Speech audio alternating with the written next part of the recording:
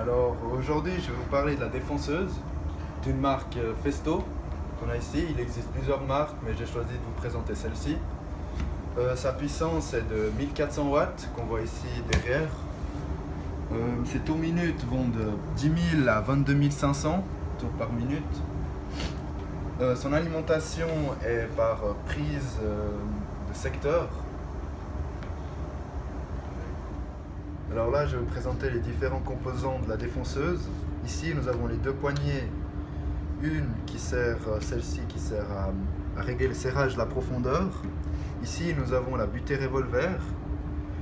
Là, nous avons la butée de profondeur. Là, nous avons le réglage fin. Ici, nous avons la table.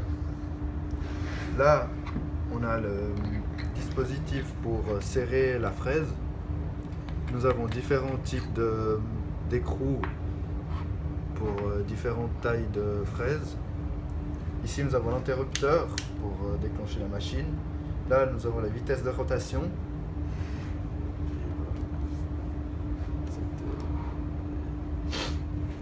Là, nous avons le guide parallèle. On met comme ça.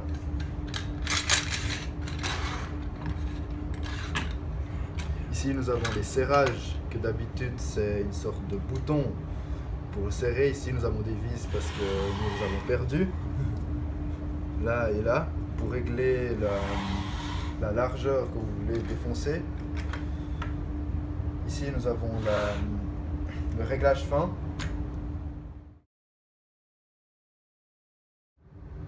Alors là, je vais vous présenter différentes fraises qu'on peut mettre dans la défonceuse. Ici, nous avons ces trois fraises qui servent à défoncer, à faire une rainure ou une battue. Là, on a différentes tailles en fonction de l'écrou, des trous. Là, ces trois-là, ils ont une particularité parce qu'ils ont un roulement. Le roulement sert quand on n'utilise pas le guide parallèle. En gros, on l'utilise sans. Ici, nous avons une fraise pour faire un arrondi. Ici, un chanfrein. Puis là, pour affleurer. Et là, je vais vous montrer en détail une fraise avec ses caractéristiques techniques, comme le diamètre de la fraise, en quelle matière elle est composée, sa vitesse de rotation maximum, et les descriptifs MAN, qui signifient que cette fraise doit être utilisée dans une avancée manuelle et pas sur une CNC. Par exemple, là je vais vous montrer les protections individuelles. Ici on a les bouchons qui servent pour le bruit. Ici on a les protections oculaires, les lunettes qui servent en cas de rejet de copeaux. Là on passe aux sécurités de la machine. Ici on a l'adaptateur pour diminuer le rejet de copeaux qu'on branche ici à l'aspirateur. Alors là, je vais vous montrer comment mettre la fraise dans l'écrou.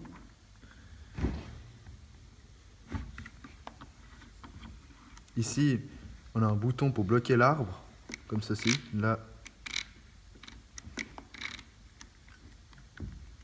c'est celui-là.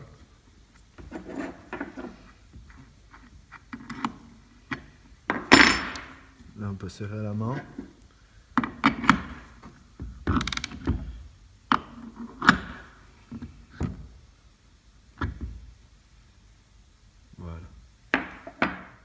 Alors là, je vais vous montrer. Ici, on a un trait. C'est la profondeur qu'on doit rentrer dans l'écrou pour pas que la fraise bouge. Alors, pour chaque manipulation de la fraise, en gros pour l'enlever, le câble d'alimentation doit être enlevé pour une question de sécurité. Alors, guide à droite, je pousse. Guide à gauche, je tire. J'ai réglé ma profondeur, j'ai réglé mon guide, j'ai mis mes protections, lunettes, protection de l'ouïe, puis je peux commencer à faire mon travail.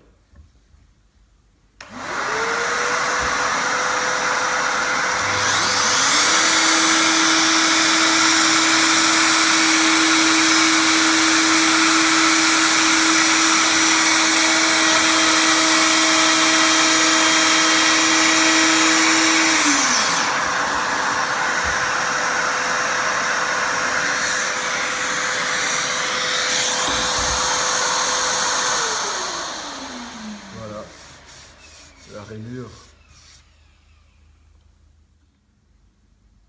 Alors là, je vais faire un arrondi avec un roulement, donc pas besoin de guide.